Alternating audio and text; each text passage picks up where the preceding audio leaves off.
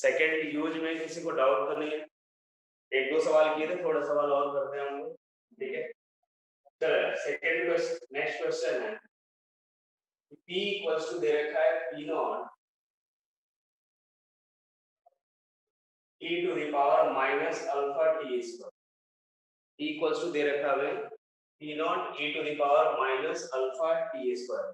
हमें अल्फा का डायमेंशन निकालना है, अल्फा का डायमेंशन निकालना है बेटा।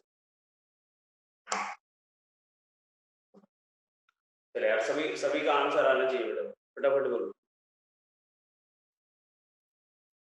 p प्रेशर है, p से वैसे कोई मतलब है नहीं, डायमेंशन निकालना है। p जो है प्रेशर है और प्रेशर है और t जो है वो टाइम है। काफी लोगों का आंसर आ गया है, फटाफट ऊपर बाकी लोग भी करो।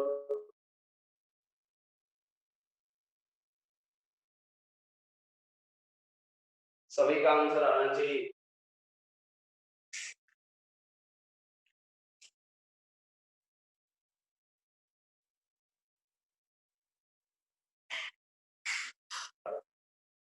e equals to p naught e to the power minus alpha t square निकालना, अल्फा का डायमेंशन निकालो।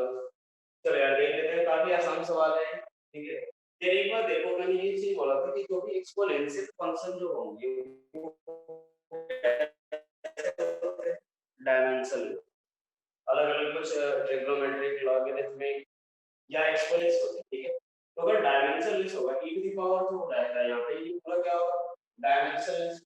यहाँ से हम लोग देखें तो अल्फा टी स्क्वायर जो होगा उसका डायमेंशन क्या होगा m0 l0 t0, यही आएगा। अल्फा का डायमेंशन अल्फा टी स्क्वायर क्या होगा m0 l0 t0। यहाँ से हम अल्फा का डायमेंशन निकाल रहे हैं तो किसके बराबर आएगा, तो m0 l0 और t की पावर, ये t का 2 t की पावर 2 होगा।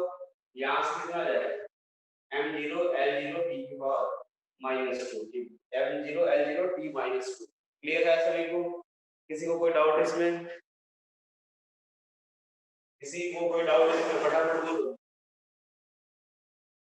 समझ आया सभी को? हाँ है ना, फटाफट बोलो। चलो अगला सवाल। ओके चलो यहाँ से देखते हैं, अगर मान लो x as a function of t दे रखा है equals to v0 upon alpha into 1 minus e to the power minus alpha t। चलो यहाँ से हमें x जो दे रखा है, x जो है वो डिस्प्लेसमेंट है, ये हमें v0 का डायमेंशन पूछ रहा है और अल्फा का डायमेंशन, v0 और अल्फा का डायमेंशन पूछ रहा है।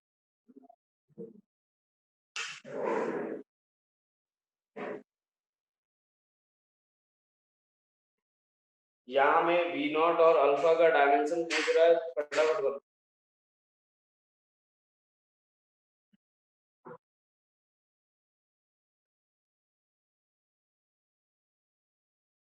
कुछ लोगों का आंसर सही आ रहा है, कुछ लोगों का गलत आ रहा है, फिर फटाफट करो। सभी सभी को ट्राई करके सभी करो, देखते हैं कोई दिक्कत नहीं, काम गलती हो रही है, एक बार ट्राई करेंगे तभी तो पता चलेगा।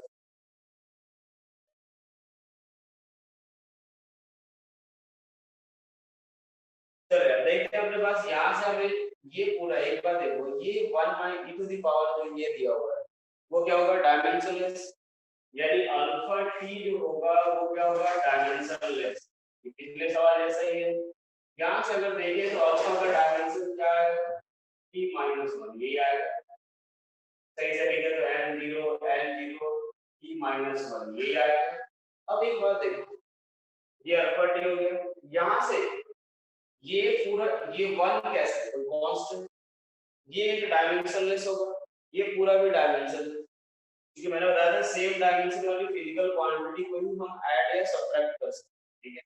ये पूरा का पूरा क्या होगा डायमेंशनलेस, यानी इस x का डायमेंशन, यहाँ से देखो x as a function of t जो दिया हुआ है, तो ये एक तरह से है डिस्प्लेसमेंट, ऐसे नहीं आपको इसको x into t लेना, ये पूरा ये बस लिखा हुआ है कि x जो है वो टाइम का फंक्शन है, तो यहाँ से हम लोग x का डायमेंशन क्या होगा ये v नॉट बाई अल्फा के डायमेंशन के बराबर होगा। और यहाँ से अगर हम बात करें तो v नॉट बाई अल्फा का डायमेंशन क्या होगा l। यहाँ से अगर v नॉट का डायमेंशन ले ये किसके बराबर अल्फा का डायमेंशन क्या होगा t माइनस वन, ये कितना आएगा l t माइनस वन। ये बताओ क्लियर हुआ सभी को? हाँ कि नहीं ये बताओ, क्या ये समझ आ गई सभी को? v नॉट का dimension l t minus one. बेटा जिसको भी अगर नहीं समझ आया वो नीचे एक बार बोल देना कि सर नहीं समझ आया। ठीक है, वैसे काफी आसान आसान सवाल ही बन रहा है पर इसको ज्यादा ही सवाल बनेगा भी नहीं। चलो एक आखिरी सवाल इस वाले पार्ट को करते हैं हम लोग। यहाँ पे दे रखा आपने जो एक इक्वेशन में दे रहा हूँ वहां पे कि b equals to small a by k into, ये हमें दे रखा है small a by k into one plus square root of 2kl by l। यहाँ पे हमें जो डायमेंशन निकालना है, ठीक है, हमें b का डायमेंशन निकालना है। b का डायमेंशन क्या होगा अगर m जो है वो मास है, ठीक है, उसके बाद a एक्सेलरेशन है, l जो है वो लेंथ है और k जो है वो कोई भी एक कांस्टेंट है। फटाफट निकालो b का डायमेंशन, b का डायमेंशन निकालो। b का क्या डायमेंशन होगा ये निकाल, mlt माइनस टू, किसी का l आ रहा है किसी का mlt माइनस टू आ रहा है, देखते हैं ये दो ही आंसर आ रहे हैं mlt माइनस टू और l, इसी में कंफ्यूजन है। एक सुनील तुम्हारा आंसर m डी l, अच्छा l आ रहा है, तो दो आंसर आ रहे हैं mlt माइनस टू या l।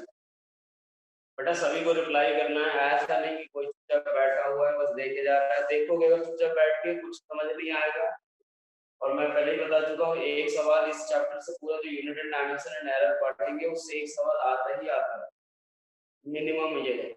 तो आपके 4 नंबर ये ऐसे ढंग से समझ लेंगे ये फिक्स ही हो जाएंगे। हाँ यार अपने तो 4 नंबर तो क्लियर ही है। के कोई भी कांस्टेंट है, ये हमारा कोई भी कांस्टेंट है,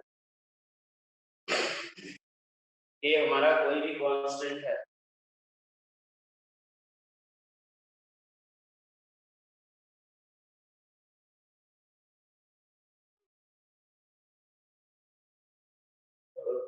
चलो देखते हैं अपने पास यहाँ से यार एक बार देखो, ये फिर से के बारे में तो ऐसा कुछ दे नहीं रखा। एक बार पहले ये सुन, ये वन है डायमेंशन लेस है, ये भी पूरा डायमेंशन लेस, ये जो होगा ये भी हमारा क्या होगा डायमेंशन लेस होगा, ठीक है। ये वन है ये डायमेंशन लेस है, ये पूरा भी क्या होगा डायमेंशन, ठीक है। तो यदि b का जो डायमेंशन होगा वो m a by k के डायमेंशन के बराबर होगा। यदि b का जो डायमेंशन होगा वो किसके बराबर होगा m a by k के डायमेंशन के बराबर होगा। सही बात है, क्योंकि ये पूरा डायमेंशन लेस है, जो इसका डायमेंशन होगा इसका भी डायमेंशन, ठीक है।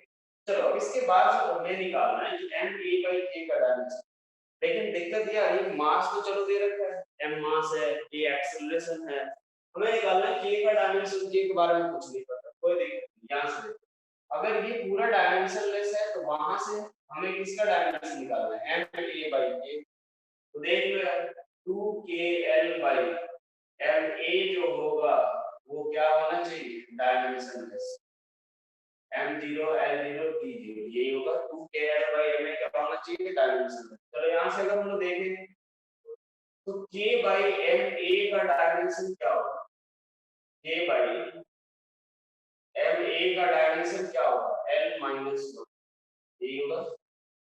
नीचे जाएंगे l बाई, तो m a by k का डायमेंशन क्या होगा m a by k का डायमेंशन होगा वो l होगा और यही b का डायमेंशन होगा। करेक्ट आंसर क्या हो जाएगा l। बेटा जो mlt माइनस टू निकाल रहे थे वो उनका गलत है यार। एक बार देखो यार कोई कांस्टेंट है इसका मतलब ये थोड़ी कि डायमेंशन लेस होगा। जिनका आंसर mlt माइनस टू आया है वो ये सोच रहे हैं कि ये कांस्टेंट है यानी उसका कोई डायमेंशन नहीं होगा। यार डायमेंशन कांस्टेंट है इसका मतलब थोड़ी कि डायमेंशन सारे कांस्टेंट डायमेंशनलेस थोड़ी होते हैं। पिछली क्लास में बताया था मैंने अंडर रूट का अच्छा ये अपने पास यहाँ से अगर देखें ये पूरा जो होगा ना ये पूरा, एक मिनट एक मिनट,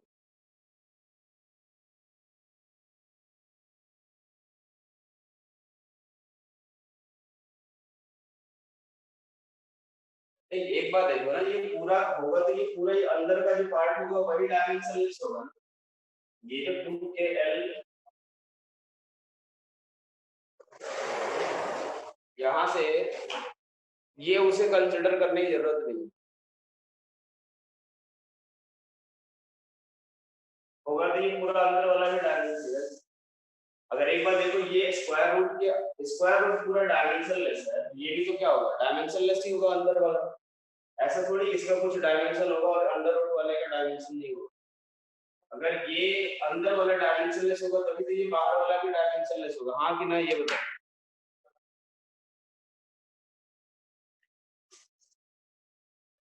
चलो नेक्स्ट क्वेश्चन देखते हैं हम लोग। दो यूज हमने देख लिया, तीसरा अब देखते हैं। थर्ड यूज है आपका, तो उससे पहले यार एक जो पहले यूज का जो है ना, एक थोड़ा एक अच्छा क्वेश्चन है वो कर लेते हैं, ठीक है। जनरली इसमें क्या होता है, कंफ्यूजन होता है थोड़ा सा। जैसे याद होगा आप लोगों को, थोड़ा बहुत ये चीज तो याद होगा कि जैसे nth सेकंड में जो डिस्प्लेसमेंट होता है पार्टिकल का, वो क्या लेते हैं, Sn equals to u plus a/2 into 2l minus 1, ये होता है। nth सेकंड में जो पार्टिकल का डिस्प्लेसमेंट होता है, जो कांस्टेंट एक्सेलरेशन से अगर मूव करता है, तो यही फार्मूला होता है, Sn equals to u plus a/2 into 2l minus 1। u क्या है भाई, इनिशियल वेलोसिटी। u क्या है, इनिशियल वेलोसिटी। ए क्या है, एक्सेलरेशन। ये चेक करना है कि डायमेंशनली करेक्ट है या नहीं, ठीक है। एल क्या है, टाइम। और एस एन क्या है, displacement in an second, displacement in an second. चलो यार ये चेक करना है एक बार, ये तो वैसे, हाँ सुनील तुम्हारा आंसर सही है, तुम्हारा सोचना सही है, बिल्कुल वही चीज हम लोग मिस करते हैं। लेकिन बाकी लोग भी करो एक बार फटाफट कि ये डायमेंशनली करेक्ट है या नहीं।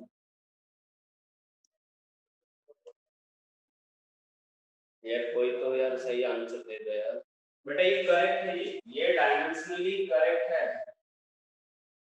कैसे करेक्ट है आप वो समझते हैं लोग। इस वाले जो फॉर्मूला होता है ना, यहाँ से देखो, इस वाले जो क्वेश्चन है ध्यान से देखो यार इसको। इसीलिए मैंने करा दिया कि यार इसमें कंफ्यूजन आता है। जनरली हम लोग चेक करें तो यार u इनिशियल वेलोसिटी है, सीधा देखेंगे कि lt माइनस 1 होगा, इधर तो l होगा, तो भाई ये डायमेंशनली तो इनकरेक्ट है। आपको ये समझना कि हाँ यार हर एक टर्म का डायमेंशन सेम होना चाहिए, वो चीज सही है, चलो अच्छी बात है। हर एक टर्म का डायमेंशन सेम होना ही चाहिए, ठीक है। लेकिन अगर एक बात देखें कि यहाँ से एक्चुअल जो फॉर्मूला होता है ना, Sn equals to u into 1 plus a/2 into 2l minus 1 होता है। देखो एक्चुअल में ये जो होता है ना, nth सेकंड में डिस्प्लेसमेंट होता है। nth सेकंड में जो डिस्प्लेसमेंट होता है, यानी वो कौन सा डिस्प्लेसमेंट है कि पहले आप टोटल n सेकंड का डिस्प्लेसमेंट निकालो, उसमें से n माइनस 1 सेकंड का डिस्प्लेसमेंट सब्ट्रैक्ट करो, तो जो डिस्प्लेसमेंट आता है उसी की बात होती है, ठीक है। यहाँ से ध्यान से देखो, Sn जो होता है अपने पास nth सेकंड का डिस्प्लेसमेंट होता है, यानी ये कौन सा n सेकंड के डिस्प्लेसमेंट में से n माइनस 1 सेकंड का डिस्प्लेसमेंट आपको सब्ट्रैक्ट करना है, ठीक है। अब एक बार देखो, nth सेकंड के डिस्प्लेसमेंट, तो ये यहाँ पे जो ये जो क्वेश्चन आता है, ये जो इक्वेशन आता है, इसमें यहाँ पे 1 मल्टीप्लाई होता है। चलो यहाँ पे क्या रहता है, 1 एक मल्टीप्लिकेशन में रहता है, और 1 ये जो क्या रहता है, टाइम रहता है। ये कैसे पता चलेगा, तो हम लोग क्या कर सकते हैं, तो जैसे एस एन एस मतलब n सेकंड में डिस्प्लेसमेंट कितना होगा, तो u into n plus half into a into n square, ये आएगा। n माइनस 1 सेकंड का डिस्प्लेसमेंट कितना हो जाएगा, u into n minus 1 plus 1/2 into a into n minus 1 का स्क्वायर, ये यार। जब n Sn की वैल्यू निकालेंगे तो क्या करेंगे, S1 माइनस ऑफ S2 करेंगे, तो यहाँ पे जो आता है u into 1 आता है plus 1/2 into a into 2n minus, ठीक है। अच्छा एक बात बताओ, यहाँ पे टाइम में ये आपको क्या लग रहा है, ये कांस्टेंट है कि इसका डायमेंशन यहाँ पे टाइम हो, ये बताओ। ये जो है n क्या अपना टाइम, ये क्या होगा, टाइम होगा या कोई कांस्टेंट होगा, जैसे 1 2 3 डायमेंशनलेस कांस्टेंट। ये 1 2 3 4 ये जो है वो डायमेंशनलेस कांस्टेंट है या ये टाइम है, ये बताओ। ये 1 जो है वो डायमेंशनलेस कांस्टेंट है या टाइम है, वो टाइम है बेटा। ये हमारा क्या है, 1 क्या होता है, ये टाइम होता है। वही चीज यहाँ पे भी क्या है, वही यहाँ पे भी आता है टाइम। तो बेसिकली ये जो इक्वेशन होता है उसमें ये क्या रहेगा, u into 1 जो रहता है, यानी वेलोसिटी इनटू टाइम होता है, वेलोसिटी इनटू टाइम। ये एक्सेलरेशन, ये भी टाइम और ये भी टाइम, यही चीज थोड़ा समझना आपने। ये हमारा u into 1 यानी u into टाइम है, ये एक्सेलरेशन, ये 2 into n यानी ये हमारा क्या है टाइम, और ये भी क्या है हमारा टाइम। तो अब हम इसका अगर डायमेंशन निकालें, अगर इसका डायमेंशन चेक करें, तो ये वाला जो टर्म आएगा, अब हम इसका जो डायमेंशन अगर देखें तो u into 1 क्या है, तो इसका डायमेंशन क्या है, वेलोसिटी का डायमेंशन lt minus 1, और 1 यहाँ पे टाइम है तो इसका डायमेंशन t, फाइनली क्या मिलेगा l, जो कि s के डायमेंशन जैसे। और a into 2n minus 1 करें, a by 2 into 2n minus 1, इसका अगर डायमेंशन निकालना तो ये क्या है, a lt minus 2 है, और ये क्या है, यहां से अपने पास ये कितना आ जाता है, ये time lt a by 2 into 2n minus 1। यहां से देखो ये 1 जो रहता है, इसके अलावा एक यहाँ पे भी 1 मल्टीप्लाई हो जाता है, u into 1 plus 1 by 2 into a into 2n minus 1 into 1 यहाँ पे रहता है। तो ये कितना हो जाएगा, इसका डायमेंशन कितना होगा t into यहाँ पे 1 है, इसका भी डायमेंशन कितना होगा t, यहाँ से फाइनली क्या मिलेगा l। ये जो हमारा यहाँ पे जो 1 रहता है वो हम लोग ये लिखा नहीं गया रहता है, लेकिन हम लोग क्या करते हैं actually u into 1, actual formula यही रहेगा u into 1 plus 1 by 2 a into 2n minus 1 into 1। क्या समझ आया सभी? यहाँ एक 1 जो रहता है वो एडिशनली मल्टीप्लिकेशन में रहता है, जो हम लोग यहाँ पे लिखते नहीं। क्या ये चीज क्लियर हुआ? जब इसको आप सब्ट्रैक्ट करोगे तो यार एक बार देखो, यहाँ पे टी स्क्वायर है, यहाँ पे टी का स्क्वायर फंक्शन आ रहा है, तो फाइनली यहाँ पे भी क्या मिलेगा, टी का एक स्क्वायर फंक्शन मिलेगा। लेकिन यहाँ पे हम लोग लिख क्या रहे हैं 2n minus 1, तो हमें यहाँ पे क्या मिलता है, एक 1 मल्टीप्लिकेशन में रहता है जो हम लोग यहाँ पे लिखते नहीं। यहाँ पे एक चीज देखो, जिनको नहीं समझ आया एक बार देखो यार, ये हमारा n सेकंड का डिस्प्लेस, n सेकंड में डिस्प्लेसमेंट, ये n minus 1 सेकंड में डिस्प्लेसमेंट। जब हम इसको सब्ट्रैक्ट करते हैं तो हमारे पास एक्चुअल फॉर्मूला यही आ जाता है u plus a by 2 into 2n minus। लेकिन एक्चुअल में यहाँ पे जो रहता है ये 1 एक मल्टीप्लिकेशन में रहता है जो हम नहीं लिखते, ये u into 1 plus 1 by 2 a into 2n minus 1 into 1 रहता है। अब एक बात देखो, ये पूरा क्या हो गया, तो ये हो गया एक्सेलरेशन, ये 2l minus 1 टाइम, और ये भी क्या है टाइम, यहाँ पे 1 भी क्या है टाइम है। यहाँ से अगर इसका हमने निकाला डायमेंशन u into 1 क्या होगा डायमेंशन l, ये a by 2 into 2l minus 1 into 1 इसका डायमेंशन, एक्सेलरेशन का lt minus 2 2n minus 1 क्या होगा इसका डायमेंशन टाइम, और ये 1 जो मल्टीप्लिकेशन में रहता है उसका भी डायमेंशन t। यहाँ से फाइनली क्या मिलेगा l। क्लियर हुआ सभी को? हाँ ना, ये बताओ। ये 1 जो मल्टीप्लिकेशन में रहता है वो हमारा हिडन रहता है, इसीलिए ये सवाल थोड़ा सा अजीब हो जाता है। ये जब हम सब्ट्रैक्ट करेंगे तो ऑब्वियसली हमें एक स्क्वायर फंक्शन मिलेगा, स्क्वायर वाला पार्ट मिलेगा, टाइम का स्क्वायर मिलेगा, जो कि यहाँ पे हमने 2n minus 1 लिखा है, यानी यहाँ पे 1 क्या है मिसिंग रहता है, नहीं लिखते हैं। ठीक है, चलो थर्ड यूज रहता है आप लोग। नेक्स्ट हम लोग थर्ड यूज देखते हैं कि जैसे मान लो किसी एक क्वांटिटी को ये एक यूनिट से दूसरे यूनिट में कन्वर्ट करने के लिए भी यूज होता है। थर्ड यूज जो रहता है वो डायमेंशन का, जैसे मान लो सपोज मीटर पर सेकंड स्क्वायर को किलोमीटर पर आवर में कन्वर्ट करना हो, किलोग्राम को ग्राम में कन्वर्ट करना हो, तो ऐसी बहुत सारी यूनिट्स होती है। जैसे मान लो फोर्स का जो एसआई यूनिट होता है, ठीक है, वो क्या होगा, फोर्स का एसआई यूनिट न्यूटन होता है, उसको सीजीएस यूनिट में कन्वर्ट करना है, डाई में कन्वर्ट करना है। तो उन उनके बीच का क्या रिलेशन होगा, 1 न्यूटन इक्वल्स टू कितना होगा, कितना डाइन होगा, तो उसके लिए भी हम लोग क्या कर सकते हैं, डायमेंशन का यूज कर सकते हैं। तो क्या लिख सकते हैं, third use to convert one unit system, one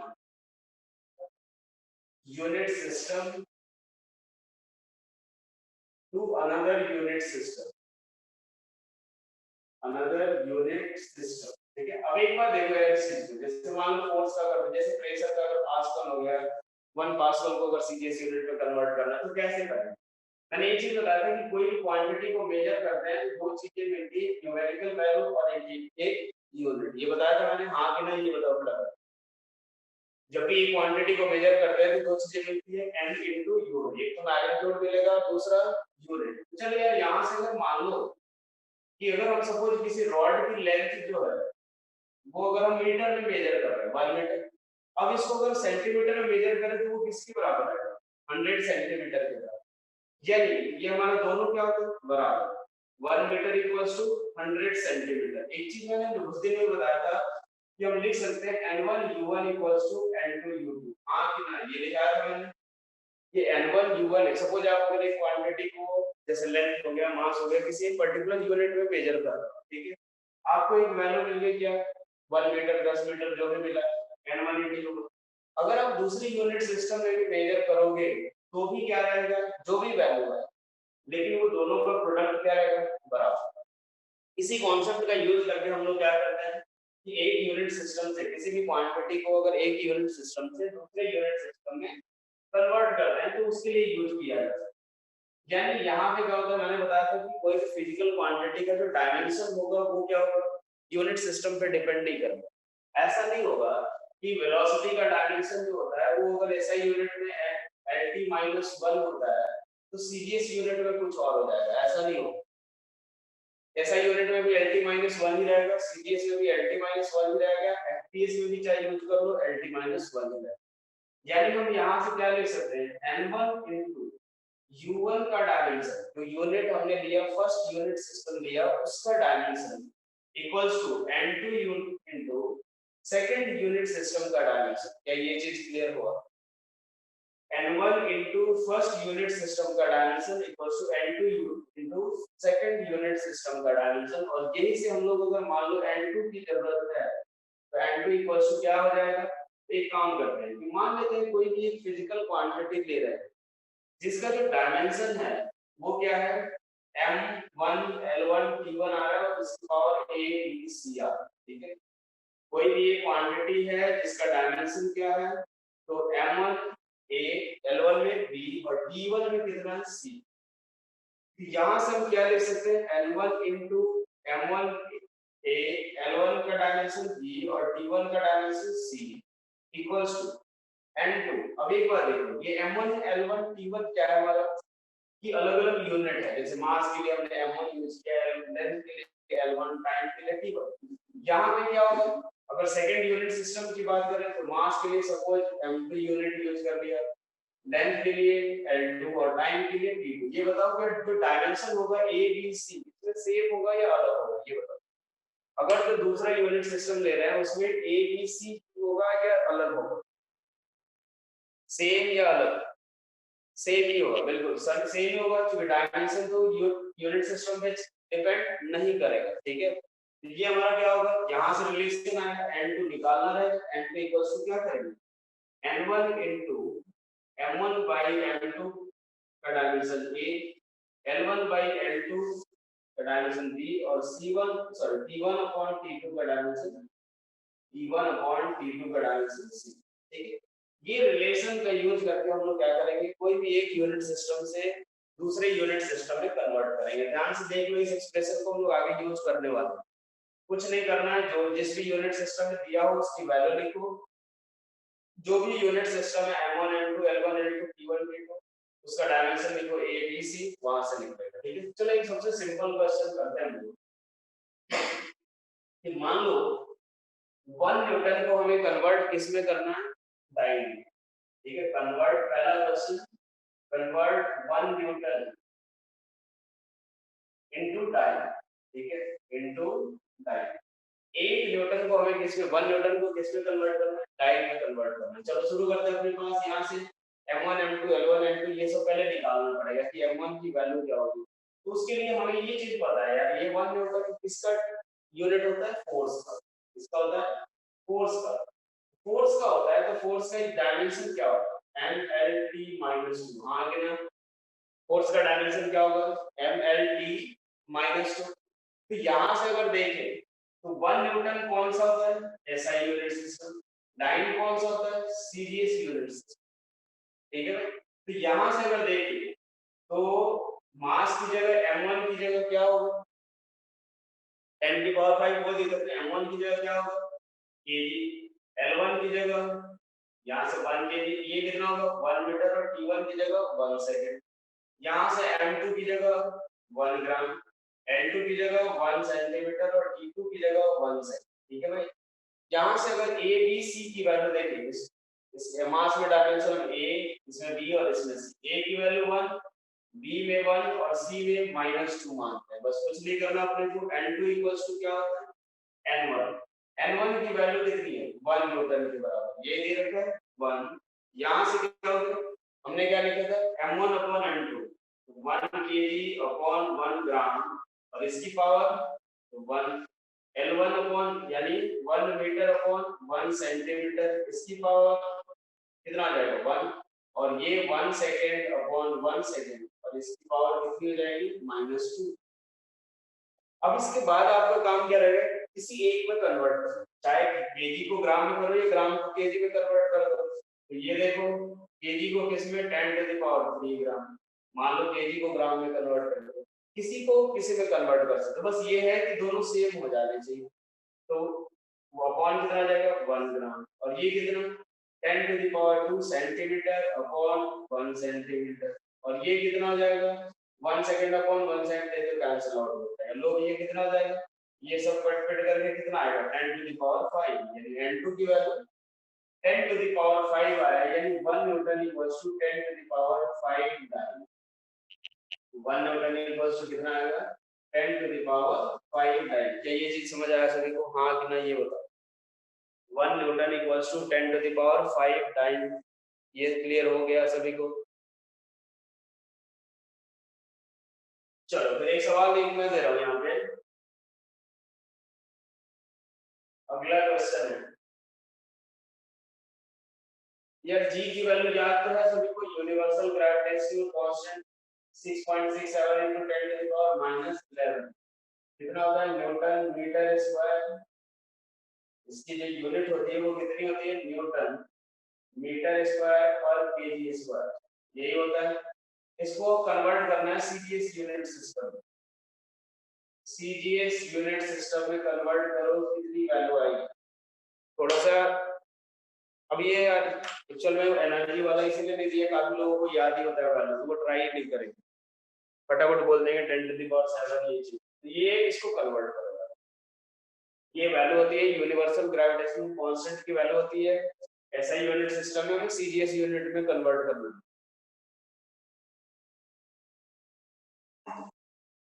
CGS unit system में कन्वर्ट करो यार, ये क्लियर हुआ, फटाफट जल्दी से निकालो यार इसकी वैल्यू। 2 3 कितने लोग आंसर है, 3 लोगों का आ चुका है। साक्षी बेटा आपका आंसर बाकी लोगों से अलग है, पता नहीं सही है या गलत है, ये चीज आप चेक कर लेना एक बार। यार डायमेंशन से ही करना है, ऐसा नहीं कि यार इसको सबको यूनिट कन्वर्जन से कर रहे हो। यहाँ पे चलो ठीक है हो जाएगा, लेकिन आगे की जो कुछ क्वेश्चंस है ना वो वहां पे डायमेंशन से ही होगा। अगर ये आपको यहाँ पे अप्लाई करने आता है तो ही वहां पे अप्लाई कर पाओगे।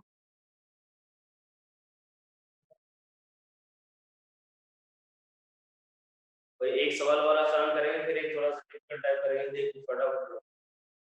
6.67 into 10⁻⁻8, काफी लोगों का यही आंसर आ रहा है।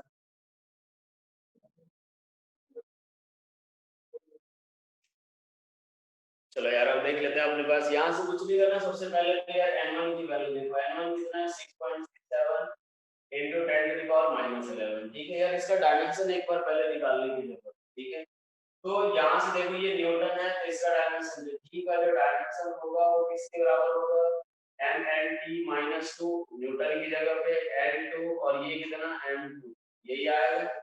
यहाँ से देखें तो M minus one L three T minus two, यही आएगा। अब यहाँ से अगर देखें m1 की वैल्यू क्या है 1 kg, L1 की एक्चुअली ऐसा unit system L1 equals to जाओ तो यार, जैसे मान लो कभी ऐसा होगा कि कुछ अननोन अजीब ही क्वांटिटी दी हुई है, सपोज उसका डायमेंशन तुम्हें नहीं याद है, जैसे मान लो फोर्स का तो डायमेंशन मुझे याद था कैसे कि mlt माइनस टू, अब यहाँ पे है एग्जैक्ट मुझे डायमेंशन याद नहीं है तो आप यूनिट देख करके वहां से डायमेंशन निकाल सकते हो, ठीक है। तो चलो यार L1 की जगह पे क्या आएगा 1 मीटर, T1 की जगह पे क्या आएगा 1 से, ठीक है भाई।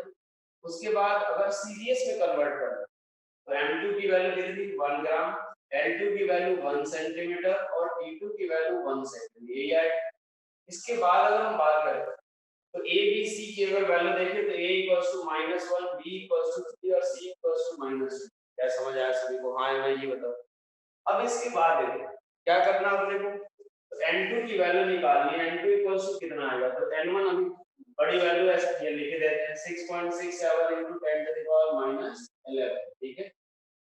m के बाद m का डायमेंशन क्या है मास में -1, तो क्या आएगा 1 kg अपॉन 1 ग्राम और ये डायमेंशन -1, ठीक है। l की जगह पे क्या लिखेंगे, तो 1 मीटर अपॉन 1 सेंटीमीटर और इसकी पावर 3 और टाइम की जगह पे 1 सेकंड अपॉन 1 सेकंड और इसका डायमेंशन -2। लो ये यहाँ से क्या आएगा 6.67 × 10⁻11।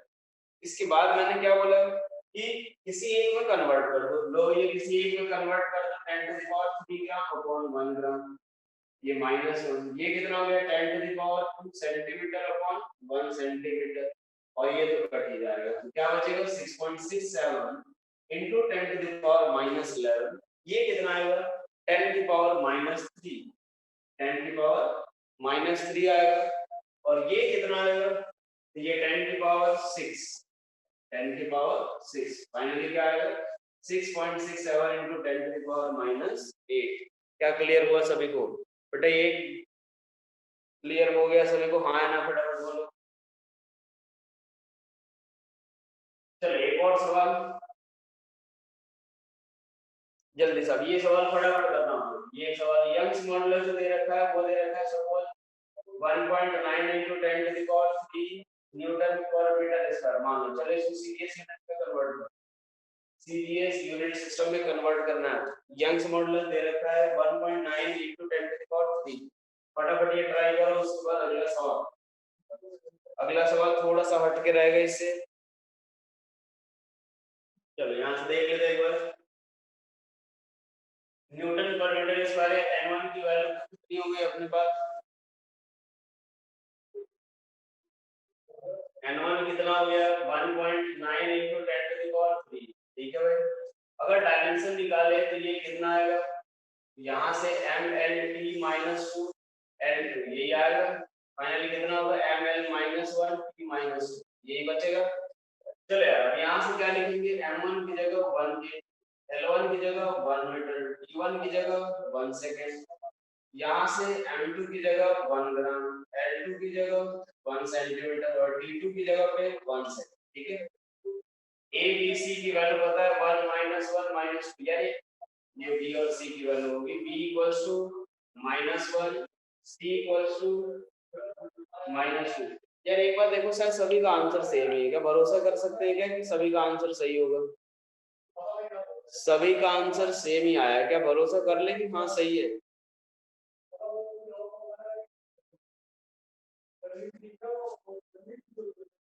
या बताने की जरूरत है यार, इसको सॉल्व करने की जरूरत है क्या, फटाफट चलो ये एक बार कर लेते हैं। यहाँ से n2 इक्वल्स टू कितना 1.9 into 10⁻3, ये कितना हो जाएगा, डायरेक्ट मैं लिख रहा हूँ 10⁻3 और इसकी पावर कितनी हो जाएगी 1, फिर यहाँ से 10⁻2 और इसकी वैल्यू आ गया -1 और टाइम भी ये कैंसिल आउट हो जाएगा 1 सेकंड बाय 1 सेकंड, यहाँ से कितना आएगा 1.9 into 10⁻4, यही आंसर सभी का है, ठीक है। चलो अच्छी बात है। चलो अगला सवाल जो है वो थोड़ा अलग है इससे, वो थोड़ा ध्यान से देखिए। ये बोला जा रहा है कि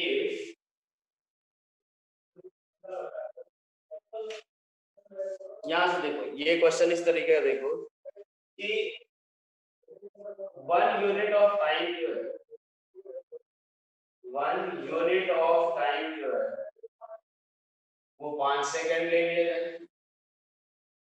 1 यूनिट ऑफ मास जो है वो 20 kg ले ले एंड 1 यूनिट ऑफ लेंथ जो ले लो, ठीक है, 1 यूनिट ऑफ लेंथ जो ले ले वो 10 मीटर ले ले, ये 20 kg वो 10 मीटर ले लिया जाए। तो चलो यार new unit of power, new यहां से ये हमें बताना है कि 1 unit of power in new unit system, in new unit system। चलो ये बताओ फटाफट।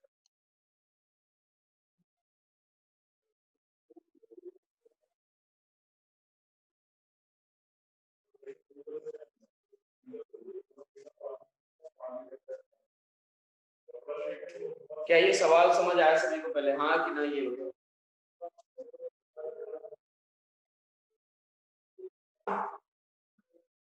हमने अब जैसे मान लो अभी तक हम लोग क्या करते थे, 1 सेकेंड हमारा यूनिट ऑफ टाइम होता था, ठीक है, ट्राई करने ही भाई 1 kg जो होता था unit of 1 unit of mass होता था, 1 मीटर 1 यूनिट ऑफ लेंथ होता था, ठीक है। वॉइस कम आ रही है, नहीं आ रही है, यहाँ तो नेट कनेक्टेड है, ठीक है। बाकी लोग को वॉइस सही आ रही है क्या? चलो यहाँ से देखो हमें इस यूनिट सिस्टम में जो 1 यूनिट आएगा वो किसके बराबर होगा, वो पुराने वाले के किसके बराबर होगा?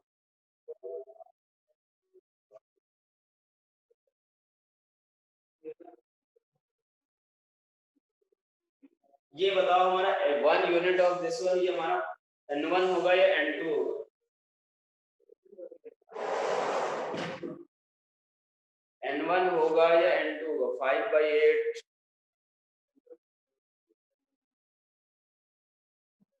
चलो यार हम देखते हैं, काफी लोगों ने आंसर देखे। एक बार देखो यार, समझो ऐसे थोड़ा सा, यहाँ पे यही कंफ्यूजन आता है कि अपने पास हमें n1 दिया हुआ है या n2 दिया हुआ है, हमें यही चीज अपने पास डिसाइड करनी है, ठीक है। वो कैसे डिसाइड करेंगे, ध्यान से समझो। ये बोला जा रहा है यहाँ पे कि 1 unit of power in new unit system जो होगा वो ओल्ड वाले के किसके बराबर होगा। यहाँ से देखो 1 unit of power in this new unit system वो कितने ओल्ड वाले के बराबर होगा, यानी हमें कितने ओल्ड वाले, यानी हमें वो n2 जो आएगा वो निकालना है, और ये किसका होगा, old unit system, old unit system जो एक्चुअल में हम लोग यूज करते हैं, ठीक है, ओल्ड यूनिट सिस्टम। अगर ऐसे थोड़ा सा समझो कि जैसे मान लो मैं बोलूं कि अगर मान लो मीटर की जगह हमने नया यूनिट ले लिया सेंटीमीटर, तो 1 सेंटीमीटर जो है वो कितने मीटर के बराबर है, क्या करोगे आप, यहाँ से लिखोगे n1 metre equals to n2 centimetre, और n2 को कितना 1 सेंटीमीटर, ये लिखोगे। n1 मीटर इक्वल्स टू क्या लिखोगे 1 सेंटीमीटर, तो ये हमारा क्या होगा n2। वही चीज बोला गया है कि एक नया यूनिट सिस्टम जो डिफाइन किया गया उसमें इसका 1 यूनिट सिस्टम हमें पुराने वाले के कितने के बराबर है। तो चलो यार यहाँ से n2 हमें निकालना है, कौन सा है, ओल्ड वाला। पावर की बात हो रही है, पावर का डायमेंशन क्या होगा, तो ये होता है work done upon time. Work done क्या होता है, work done force into displacement, तो ml2t - 2 होता है अपॉन t, क्या हो जाएगा यहाँ से, तो ml2t - 3 के बराबर, ठीक है।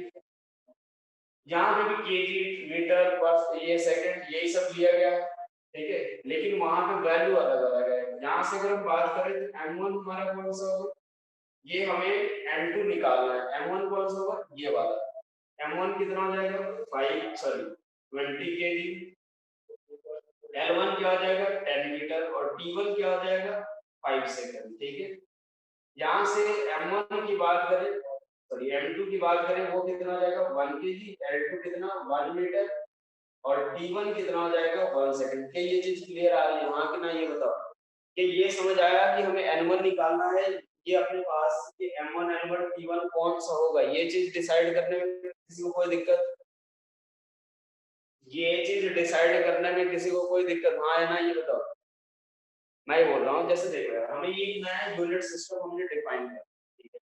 नया यूनिट सिस्टम अपना ये से मान लो 1 सेकंड की बजाय हम 5 सेकंड लेंगे, 1 केजी की जगह मैंने बोला कि नहीं 20 केजी लेंगे, 1 मीटर की बजाय मैं 10 मीटर लूंगा। तो उस केस में अगर हमसे ये पूछा जा रहा है तो अब ये जो नया यूनिट सिस्टम हुआ इसका 1 यूनिट, यहाँ से 1 यूनिट दिया हुआ है, इसका 1 यूनिट पुराने वाले के कितने के बराबर है? तो भाई हमें दिया क्या क्या हुआ इसका 1 यूनिट, ये दिया ना नया जो यूनिट सिस्टम है उसका 1 यूनिट दिया हुआ, तो वही हमारा n1 हो जाएगा। n1 जो होगा 1, n2 m1 कितना आ जाएगा, ये सारी value m1 l1 t1 m2 l2 t2 हमें पता है, बस यहाँ से निकाल लेते हैं। n2 इक्वल्स टू कितना आ जाएगा n1 इनटू कितना आता है m1 20/20 kg अपॉन कितना 1 kg, और ये किसके बराबर होगा, तो पावर कितना होगा 1, ठीक है। L1 अपॉन कितना होगा, L1 किसके बराबर, तो 10 मीटर अपॉन कितना होगा 1 मीटर और इसकी पावर 2, और यहाँ से 5 सेकेंड अपॉन ये किसके बराबर 1 सेकेंड और इसकी वैल्यू -3 के बराबर। यहाँ से हम लोग देखो n2 इक्वल्स कितना होगा 1 इंटू ये तो कैंसिल आउट हो जाएगा पूरा, तो कितना बचेगा 20 into 10 into 10 upon 5 into 5 into 5, ये कितना हो जाएगा भाई n2 इक्वल्स टू किसके बराबर 16 वॉट के बराबर। क्या क्लियर हुआ? मतलब अब जो नया यूनिट सिस्टम होगा वो किसके बराबर होगा 16 वॉट के बराबर होगा। और ऐसे भी सोचो यार कि मान लो अगर हम लोग बहुत बड़ा जैसे 1 केजी की जगह पर 20 केजी को एक 1 यूनिट ले तो ऑब्वियसली यार वो पुराने वाले का तो ज्यादा से तो ज्यादा ही आएगा। अगर एक बात सोचो कि मैं मान लो यहाँ से ले लेता हूँ अगर 1 केजी जो भी लेता था, अगर ऐसे समझो पहले 1 केजी लेता था मास की जगह पे, अब मैं 20 केजी ले लूँ तो उसका 1 यूनिट जो नया जो होगा वो 1 यूनिट, ये तो पुराने वाले से बहुत ज्यादा होगा, कितना आएगा n2 इक्वल्स टू 16 वॉट। क्या ये चीज क्लियर हो गया सभी को? हाँ या ना? ये चीज क्लियर हो गया सभी को? किसी को कोई कंफ्यूजन कि यार ये कैसे डिसाइड करेंगे m1 l1 t1 दिया हुआ है या l2 l2 t2 दिया हुआ है, वो कैसे डिसाइड यहाँ से? चलो कोई दिक्कत नहीं, हमें यहाँ पे क्या दे रखा है देखो अभी तो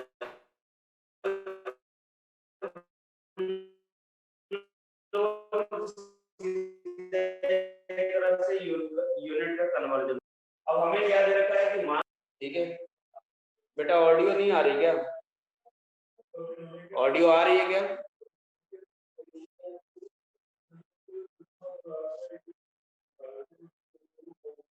ठीक हो गई, चलो ठीक हो गया, ऑडियो अब ठीक हो गया। कम आ रही है बहुत, चलो अब यहाँ से कभी तो लास्ट में 2-4 मिनट बचा हुआ है देख लेते, ठीक है। चलो यहाँ से देखो 1 यूनिट ऑफ टाइम जो है वो कितना है 5 सेकंड है, ये 20 और ये कितना 10। अब हमने नया एक यूनिट सिस्टम ही डिफाइन किया, तो ये सवाल भी है यहाँ पे, ऐसे सवाल में बस दिक्कत ये आती है कि यार डिसाइड कैसे करें कि हमें क्या दिया हुआ है n1 दिया हुआ है कि n2 दिया हुआ है, क्या दिया हुआ है। तो देखो यार ये क्वेश्चन ये पूछा जा रहा है कि 1 unit of power in new unit system, मतलब इस यूनिट ये जो नया यूनिट सिस्टम डिफाइन किया इसका 1 यूनिट पुराने वाले के कितने के बराबर है? क्या समझ आया आप सबको? हाँ कि ना? इसका 1 यूनिट नए वाले का 1 यूनिट पुराने वाले के कितने के बराबर है? तो ये ऑब्वियसली ये हमारा क्या दिया हुआ है n1 दिया हुआ है, और ये सारा जो होगा वो कौन सा हो जाएगा m1 l1। बेटा जिसको भी डाउट था ये बताओ क्या समझ आ गया, हाँ या ना? जिसको भी डाउट था ये समझ आ गया? चलो अब एक लास्ट यूज हम लोग देख रहे हैं कौन सा, कि कोई भी अगर फिजिकल क्वांटिटी जो है वो कौन, अगर मान लो हमें डिपेंड ये कौन कौन सी अलग अलग क्वांटिटी पे डिपेंड कर रही है, अगर वो हमें पता है तो हम रिलेशन उनके बीच निकाल सकते हैं, ठीक है। तो यहाँ से हम लोग क्या कर सकते हैं, fourth use to establish relation between, establish relation between physical quantity, relation between कौन सा फिजिकल क्वांटिटीज, जैसे मान लो अगर हमें ये चीज पता है, जैसे मान लो कोई भी क्वांटिटी के बारे में पता है, जैसे टाइम पीरियड के बारे में अगर पता है कि वो कौन, जैसे अगर कोई भी सिंपल पेंडुलम का टाइम पीरियड अगर देखा जाए तो ये हमें ये चीज पता है कि वो कौन कौन सी क्वांटिटी पर डिपेंड करे, तो हम टाइम पीरियड का जो है वो रिलेशन निकाल सकते हैं। कैसे निकालेंगे, जैसे मान लो एक सवाल भी कोई करते हैं, तो ये दिया हुआ है कि for a simple pendulum, for a simple pendulum, अगर एक सिंपल पेंडुलम के लिए टाइम पीरियड जो है, ठीक है, टाइम पीरियड टी जो है वो प्रोपोर्शनल टू अगर लेंथ है, मतलब लेंथ पे डिपेंड कर रहा है, और ये हमें दे रखा है, ये सिंपली ऐसे दे रखा है टाइम पीरियड ऑफ जो होगा वो लेंथ ऑफ द पेंडुलम पे डिपेंड करेगा और एक्सीलरेशन ड्यू टू ग्रेविटी पे डिपेंड।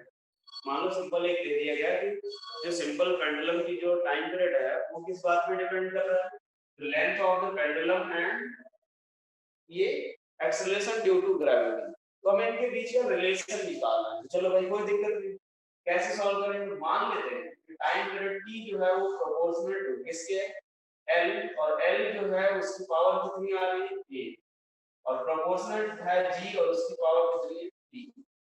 टाइम पीरियड टी जो है वो प्रोपोर्शनल है एल और उसकी पावर क्या है ए, और प्रोपोर्शनल है जी के उसकी पावर क्या है टी। यहाँ से हमारे पास क्या रिलेशन आएगा, टी प्रोपोर्शनल टू एल की पावर ए जी की पावर बी। हमें पता है यार दोनों साइड का डायमेंशन क्या होना चाहिए, सेम, बिल्कुल ऑब्वियसली सेम ही होना चाहिए। अगर इधर टाइम का डायमेंशन आ रहा है इधर भी टाइम का डायमेंशन आना चाहिए। तो चलो यार शुरू करते हैं, अपने पास मान लो हम लोग लिख सकते हैं t इक्वल्स टू k, कोई भी कांस्टेंट, इनटू l की पावर a इनटू g की पावर कितनी d के बराबर है, ठीक है। चलो इधर लेफ्ट हैंड साइड का डायमेंशन क्या है t, और इधर का डायमेंशन क्या आएगा, k तो डायमेंशनलेस कांस्टेंट होगा, l लेंथ का डायमेंशन l, और इसका डायमेंशन क्या होगा, तो l t माइनस 2 और इसका पावर d। यहां से अगर सॉल्व करें, बस आपको कुछ नहीं करना है इसमें, अब दोनों साइड का जो डायमेंशन है वो दोनों को इक्वेट करना है, m0 l0 t यही आएगा इधर का डायमेंशन। चलो यार शुरू करते हैं यहाँ से l की पावर, अगर यहाँ से देखें l की पावर कितनी आएगी a प्लस बी, टी की पावर कितनी आएगी तो माइनस ऑफ 2b, और यहाँ पे कितना आएगा m0 l0 t। कुछ नहीं करना अपने को, दोनों साइड का जो भी l का डायमेंशन पावर है यहाँ पे इक्वेट करो, जो b टाइम का जो पावर है उसको इससे इक्वेट करो, अगर l का पावर इक्वेट करें तो क्या मिलेगा अपने को a plus B equals to 0। क्या समझ आ रहा है सभी को, हाँ या ना ये बताओ, a plus B equals to क्या हो जाएगा 0। उसके बाद एक इक्वेशन आ गया, और दूसरा इक्वेशन क्या होगा, तो minus of 2b equals to 1, यानी b इक्वल्स टू किसके बराबर -1/2, और a equals to minus b है यानी 1/2। बस कुछ नहीं करना, फॉर्मूला अपना निकल गया, t equals to k, l की पावर कितनी मानी अपन ने k, यानी l की पावर 1/2, b की पावर -1/2, मतलब नीचे आएगा। तो फाइनली हमारे पास रिलेशन क्या मिलेगा, t equals to k square root of l by g। क्या समझ आ रहा है, हाँ या ना ये बताओ, क्या समझ आ गया। मैं कोई कोई डीपीपी वगैरह जो है इस पे रिपीट कर देते हैं, देखो यार जब भी अगर हमें क्या रहेगा कोई एक फिजिकल सी क्वांटिटी जैसे यहाँ पर बताओ जी पे डिपेंड कर रहा है, कुछ नहीं, मान लिया l की पावर a है g की पावर b, यहाँ से प्रोपोर्शनलिटी वाला इक्वेशन। उसके बाद टाइम पीरियड का जो डायमेंशन होगा वो क्या होगा m0 l0 t, और इधर का डायमेंशन l फॉर a, और टाइम का ये सॉरी g का डायमेंशन lt माइनस 2, ठीक है। ये आ गया, बस कुछ नहीं, इसके बाद हमने कंपेयर की a plus B equal to 0 और माइनस 2b की पावर 2b किसके बराबर, यहाँ से डायमेंशन निकाल करके। किसी को भी डाउट इसमें किसी तरह का, कैसे प्रोसीड कर रहे हैं, इस पे थोड़े सवाल में प्रैक्टिस करा दूंगा कल, ठीक है। क्या ये समझ आया, किसी को भी कोई डाउट बेटा, हाँ या नहीं बताओ। कल आज सर कुछ क्वेश्चन, हाँ हाँ मैं वही बोल रहा हूँ कि लास्ट स्टेप बता देता हूँ, कोई दिक्कत नहीं, जो भी नहीं समझ आया यही चीज पूछ लिया करो। जैसे देखो यार मैंने ये चीज तो देख लिया, a equals to minus B यानी ये 1/2 हो गया, और b की पावर -1/2 हो गया, ठीक है। तो मैंने क्या किया, यहाँ से इसको ऐसे लिख दिया है t equals to k into, कुछ नहीं करना है इस वाले इक्वेशन में पुट कर। a की वैल्यू कितनी है 1/2 और g की वैल्यू कितनी है -1, कुछ नहीं करना है, l की पावर 1/2 अपॉन g की पावर 1/2, -1/2 है, नीचे आ जाएगा। हाँ डीपी मिलेगा बेटा, क्यों नहीं मिलेगा यार, बिना प्रैक्टिस के थोड़ी छोड़ देंगे। t इक्वल टू कितना हो जाएगा k into square root of l। आज मैं आप लोगों को एक डीपीपी जैसे मैं ग्रुप में प्रोवाइड कर दूंगा, ठीक है, और वो आप लोग सॉल्व कर लेना। थोड़ा सा इसका जो है ना, कल नहीं होगा ना, तो कल या परसों उसकी जो है पूरा जो डीपीपी होगा उसका डिस्कशन में मैं करा दूंगा क्लास में, जो भी डाउट रहेगा फटाफट देख।